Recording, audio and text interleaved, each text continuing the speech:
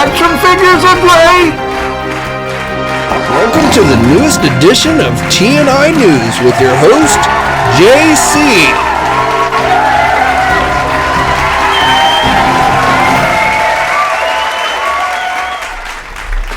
Hey everybody, JC here, and welcome to a Wednesday edition of TNInews. Now we're going to jump right into it. We're going to start off with some news on the Super7 front. So first of all, they had a new Ultimate figure go up for pre-order this week. It is for their Motorhead line. It is listed as Wave 2, even though it is only one figure, so it's a one-figure wave. The figure is of Lemmy from the 1981 European tour. So this figure is going to cost you about $55. It's available at places like our sponsors, Big Bad Toy Store and Entertainment Earth. With the figure, you're going to get included 3 different head sculpts, multiple pairs of hands, a bass guitar, a microphone and stand, and you're also going to get a whiskey bottle. So again, if you want to add this one to your collection, if you're a Motorhead fan, this is available for pre-order, and the cost is $55. All right, next up on the Super7 front, I wanted to talk about a rumor that started spreading around the internet a few weeks ago. The rumor was initially posted on Reddit by somebody named RNL1212. And the only reason why I'm bringing this rumor to your attention is because Bryan Flynn himself addressed the rumor in his latest interview with Veebs over on the Robo Don't Know channel. So the rumor goes that Bryan Flynn essentially was removed from his own company in being able to make decisions for that company. Bryan Flynn owns Super7. He has since 2001. He's not an employee. He owns it. But he recently got some investor money, and that's not in question because Super7 actually put out a press release about that back in July. According to the press release, a company by the name of Newcastle Network invested. The initial investment, they said, was $12 million, but eventually would be investing up to $25 million into Super7.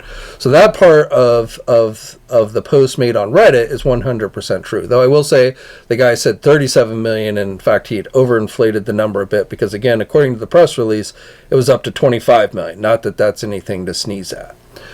But he goes on to say that the investors essentially aren't happy with the way Bryan Flynn has been running Super7, so that they've essentially removed him from being able to make decisions and are now making the decisions themselves. He then further goes to say that these investors that are now calling the shots are going to be improving the quality of Super7 products, that will see things like double hinged elbows on Teenage Mutant Ninja Turtle figures, and everybody at Super7 is very happy now that Flynn is no longer calling the shots.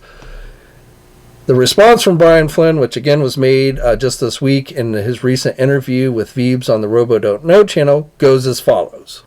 Needless to say, I did read the Reddit post.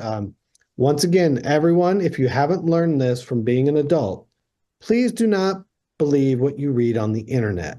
Mm-hmm. And if you want to believe it, then fact check it. There's nothing actually, I think, other than the fact that we technically, yes, that we have taken investment. I don't think there's anything else in the entire post that's factually correct. So there you go. According to Bryan Flynn, this guy is completely full of it.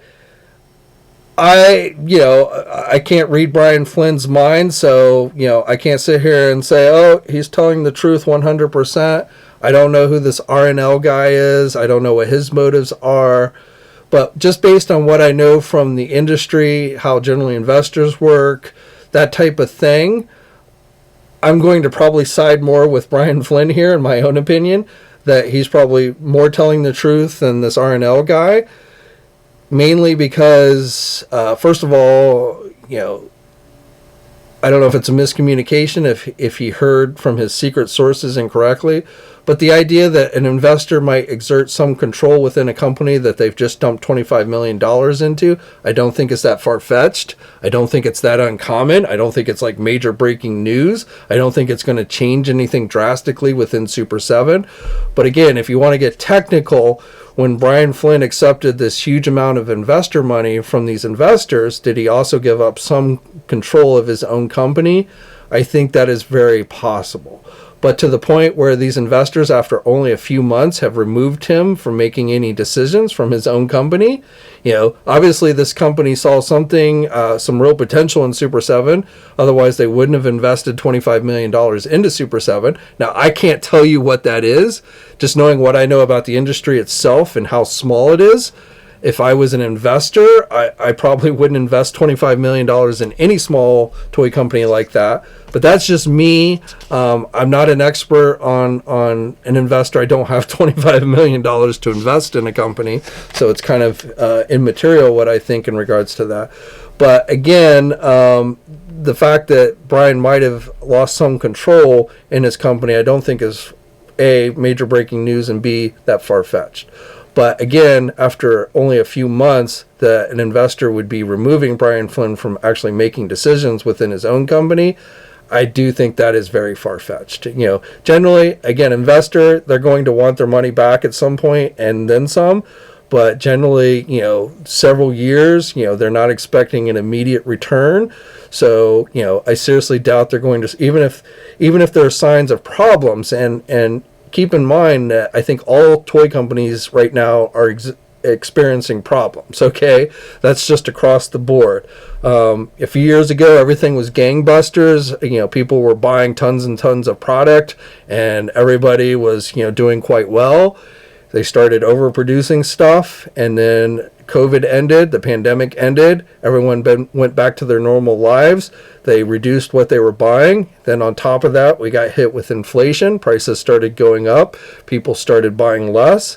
And now companies are having to essentially react to that, which means they are producing less. The manufacturers are producing less. The retailers are ordering less. And, just in general, less money is being made. So, Bryan Flynn in the interview with Veebs does, seem to make everything seem like it's fantastic at Super 7. Do I totally believe that? No, I do not. There are definitely some warning signs for those of us on the outside looking in that I think you could point out about Super 7. I think people are unhappy with Super 7's high prices, $55 for their figures. I think many people think that's way overpriced. I don't think people like Super 7's pre-order practices, not pre-order practices in general, but specifically Super 7, who basically does a made to pre-order type model where they don't even start production of the figure until they see if there's enough demand for it. And if you know anything about toy manufacturing, the time from starting production to actually getting it to shelf takes time. So people don't like when they pre-order and then it's over a year before they actually get their product in hand. Now, back during the pandemic, when shipping channels got all messed up and all that, everybody was having problems with pre-orders. And so everybody, you pre-ordered something and everybody was like, oh, you'll get it in a year. But most companies have self-corrected from that, and it only takes a few months once you pre-order something to get it. That's how pre-orders are really supposed to work. But, again, Super 7 does this, what I call made to pre-order, which reduces their risk, but it means you got to wait a long time before you actually get that product in hand. And to make it worse, if you decide to order from Super 7 directly, then you have to pay up front, which, again, I don't think people really like. And Super 7 keeps trying to entice you more and more to order directly from them. I think that is because retailers have cut back their orders of Super 7 product. Again, I think they've cut back orders with a lot of toy companies' products. Super 7 did have serious problems with many of their figures going on serious discounts towards the end of last year. And so people definitely have that frame of mind of, I'll just wait until it goes on discount before I buy it, which is something that they're going to have to deal with. That's where scarcity marketing tends to come in. I've talked about this with McFarlane, with them reducing production, which is why you see things selling out so quickly. The whole Platinum Edition chase, all of those are tactics to try and get you to be more willing to buy something right away instead of hoping that it goes on discount at a later time. But, what Super 7 does to address that, I don't know. Do I think Super 7 products are perfect? No. Now, I only collect Super 7 Thundercats, and that was a line that I was pretty happy with. The only thing I really didn't like was having to pay $55 for one Snarf figure. It was a good figure, but not worth $55. The only other line that I've collected in any real way are G.I. Joe Ultimates, and that is a line that I've not been very happy with and have decided I'm no longer going to collect. I got the first wave of figures. The only figure in the first wave I thought was decent was the Bat, The other figures, the joints were so loose right out of the packaging. The Cobra Commander, my ankles are so loose that when you stand him on the shelf, he's constantly falling forward and falling off the shelf. I got the Destro figure in Wave 2. I'd heard there were some problems from the factory on Flint and Lady J, so I didn't even bother to get those. But I did get Flint or Destro on discount for like $35 off of Amazon at the end of last year. But again, right out of the packaging, the shoulder joints are so loose, the Destro can't even hold his arm out with his weapon without his arm falling down. Wave 3 I ended up getting, again, on discount from Entertainment Earth. And again, loose joints with many of them. I wasn't happy with many of the paint applications. I felt the figures look very plasticky.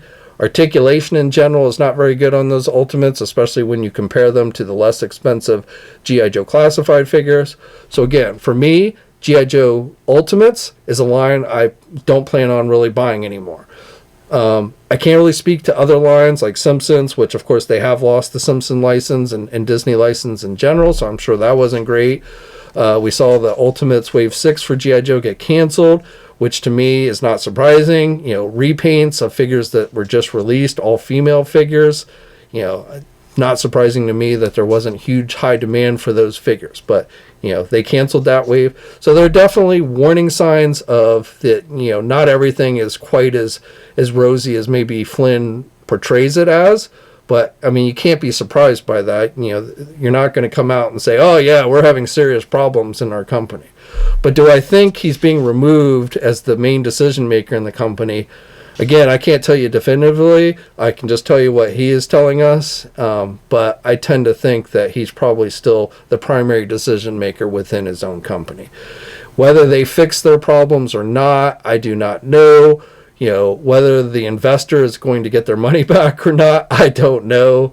But again, as far as this particular rumor goes, I tend to side more on what Flynn is telling us than what this random person on Reddit is telling us. Now, there were some other nuggets of information in that Veeb's interview for Super 7. So, note for you Teenage Mutant Ninja Turtle fans, we are going to be seeing pre-orders, I believe, for their 2003 figures. You know, based on the 2003 Turtles, we're going to be seeing pre-orders for those figures starting at the end of this month. No Usagi Jumbo figure for Super 7.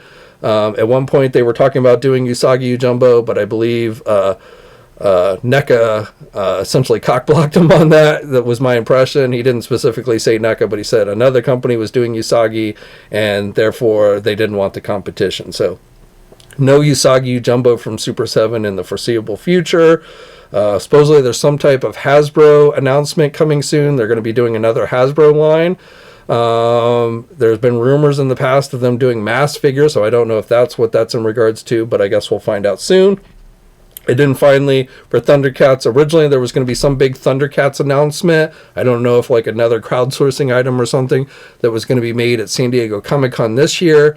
But apparently that announcement has been pushed to San Diego Comic-Con 2025. So whatever that was, we're going to have to wait a little while longer to find out. Okay, now let's jump over to some Transformer news. So yesterday we got a couple of new pre-orders, both Optimus Prime figures, and I believe both are reissues of figures that we've already gotten. So the first one is the Transformers Generations War for Cybertron Earthrise Leader Class Optimus Prime. So this one's going to cost you $55. The figure is going to include his trailer, his ion blaster, the Matrix of Leadership, a piece of the Transformer Universe map, and the red decoder to unlock the map's hidden path. So again, I do believe this is a reissue figure, but as I say, if you missed out on it the first time, you can pick it up at places like Big Bad Toy Store and Entertainment Earth. And then the second Optimus Prime figure that went up for pre-order, again, I believe is a reissue figure, is the Transformers Studio Series Voyager Gamer Edition War for Cybertron Optimus Prime. So this one is going to cost you about $35 and is supposed to be released by August of this year. And that wasn't it for Optimus Prime figures, because Takara Tomy also released official images for their new MP and MPG Optimus Prime figures, essentially Power Master Optimus Prime. So this MP version is said to be the last official MP figure that's going to be released, as they essentially merge both the MP and the MPG, which stands for Masterpiece Generations, into one line. So it's basically just a name change, but technically the Masterpiece line is coming to an end after this new Optimus Prime figure is released. So these figures have not yet gone up for pre-order at any US based e-tailers at this point. I assume at some point they will, but right now we just have these official images. Now the prices listed for these figures, and when these actually go up at some place like Big Bad Toy Store, these prices may differ, because these prices don't really take into account the exchange rate or anything like that.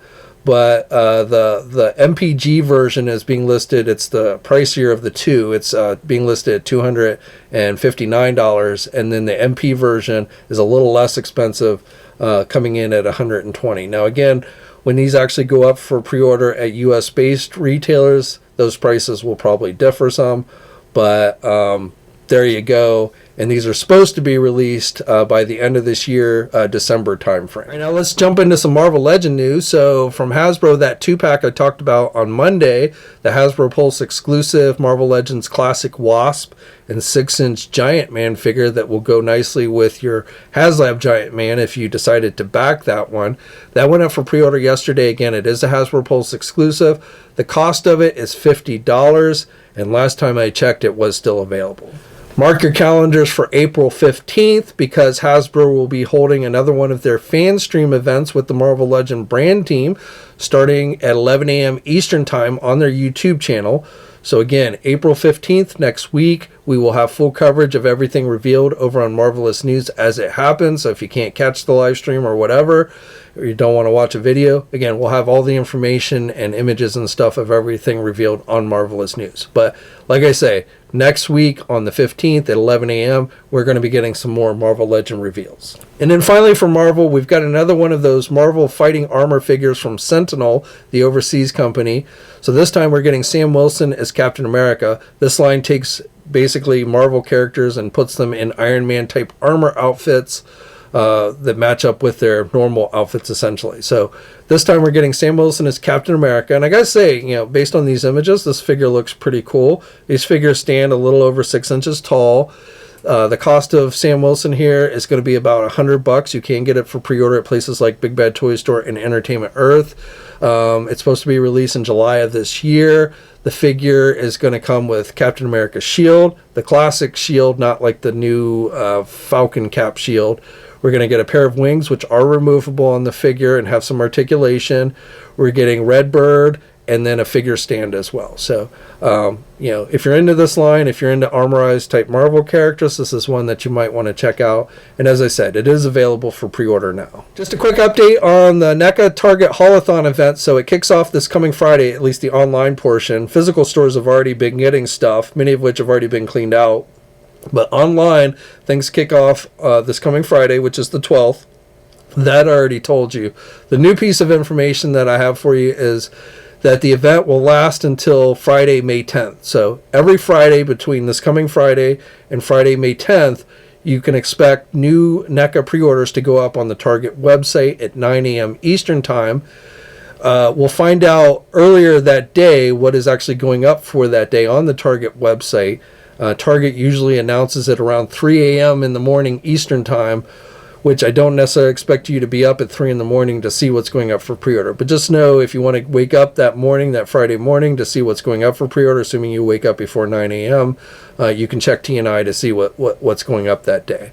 Now, besides Target itself, there also will be items made available on the Haul-A-Thon website, which generally is supposed to be for international customers. Sometimes they allow U.S. customers to also buy from there. Sometimes things that are not up on Target do end up on the Haul-A-Thon website, so you just have to kind of check it to see periodically to see what's on there. But again, things kick off this coming Friday at 9 a.m. And then the final Friday for Haul-A-Thon this year is going to be Friday, May 10th. Okay, and then finally, let's finish off with some McFarlane toy news. So first of all, I just wanted to share this new image that McFarlane released for their new drawing board crowdfund Spawn Batman comic cover statue. I talked about this in Monday's video. I don't really have any additional details to share with you at this time other than this new image. As I said before, this crowdsourcing item is supposed to launch tomorrow, which is April 11th at 9 a.m. Pacific time, 12 p.m. Eastern time. I don't have any pricing detail. I don't know if I think there'll be stretch goals of some type, things like that, like you generally see with a crowdsource item. But again, those details have not yet been made available. We'll have them up on TNI once they get made available tomorrow. And of course, I'll bring you those details in Friday's video as well. So I don't know if this is something that will interest you. It is, again, just statues, not action figures. No word on whatever happened to the Medieval Spawn Kickstarter, but again, this one is supposed to be launching tomorrow. Okay, then also I wanted to share with you, I've talked about this wave, this Justice League of America Plastic Man Build-A-Figure wave. I talked about the regular figures in the wave, which is Batman, Aquaman, John Stewart Green Lantern, and the blue Superman figure. I've told you about the platinum figures in this wave. There's a variant of the Aquaman and John Stewart, which are just slight paint variations. And then the Superman figure is likely going to be the biggest in demand for these platinum figures. We've got, the regular figures, blue Superman, and then, of course, in the comics there was blue and red Superman, and the platinum is red Superman. But what I want to bring to your attention today is, and a big thanks for the heads up on this from Camp Crystal Lake Collector, and I'll put a link to their Instagram in the video description below if you want to check out his Instagram. But he sent word that appears that he found 3 cases at his local Target store that has just the 3 regular Batman figures, which again, in this wave is the only figure that doesn't have a platinum chase. But what's weird about this case is the other figures are all just platinum. It's 1 of each, not 3. 1 platinum for Aquaman, 1 platinum for Green Lantern, and 1 platinum for Superman. No regular figures for those 3 characters in this case, and that's what's really weird about this. Now, I know red Superman is a red figure. We know how Target likes to have red figures, so I don't know if this is some type of exclusive platinum case that only Target is getting, but Target right now seems to be the only place that is getting this particular case. So if you want that red Superman figure right now, Target is probably your best bet. Not saying great bet, because again, there's only 1 of each of the platinum figures in this case, and then you get 3 Batman figures, which to me just means that Target stores are going to end up getting flooded with all these Batman figures that don't sell, while everyone buys up the 1 of each of the platinum figures. But like I say, right now, if you want to get that red Superman figure, you might check your local Target. And if I get any more details on this, or if I hear word of any other retailers getting a case like this, I'll be sure to let you know. And then I guess other retailers like Big Bad Toy Store and Entertainment Earth will just get the normal cases that should have like the blue Superman and the regular Aquaman and John Stewart Green Lantern. But like I say, if I hear any more details on this, I'll be sure to let you guys know. And then finally for today, I wanted to share some additional product listings that come from overseas distributors. So just my normal disclaimer that these have not been officially confirmed by McFarlane, and until they do, we will consider these as rumor. 9 times out of 10, in fact, I'd say 10 times out of 10, these end up being accurate. But like I say, until McFarlane actually officially confirms them, we will consider them to be rumor. But with these listings, and some of these I've already mentioned, like the Christopher Reeve Superman figure from the original Superman movie is getting the DC Multiverse treatment. There is a Batman figure from the Flash movie in blue and gray, which is listed as a chase. So I think this might be Michael Keaton. You might remember they showed a bunch of different suits for Michael Keaton. He didn't actually wear them in the movie, but we saw the suits, and one of them was a blue and gray version of the Michael Keaton bat suit. So I think that's what this is. Of course, Ben Affleck was in that movie as well, and he had kind of a blue and gray version, but I think this is referencing one of the suits that was seen for Michael Keaton, though again, he didn't actually wear it in the movie. So I won't swear to that, but that's my takeaway from this listing. Also, the Batman, so I think this is from that WB cartoon series, Batman cartoon series, though again, I just had the name, so I am speculating somewhat here, but I think that's what that's referencing to.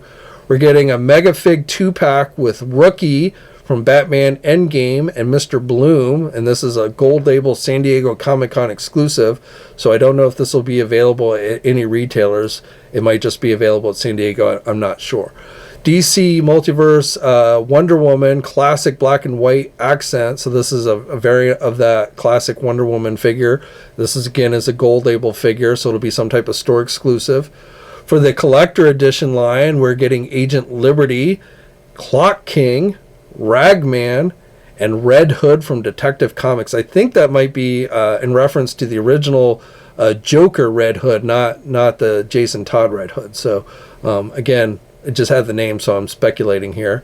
The Tumbler, a camouflage version of Tumbler. So this is another one that I mentioned before. It's going to be some type of gold label, so it means store exclusive. We already know the regular Tumbler with the Lucius Fox figures coming, and then the Desert Storm camouflage version appears to be coming as well. A 12-inch Wonder Woman statue, which is going to have a digital component to it based on Jim Lee's artwork. And then for DC Direct, and these are essentially kind of reissues of the old DC Direct line from Batman the Animated Series, we've got two versions of Batman Beyond. One specifically says Terry McGinnis, so I don't know if that's like civilian.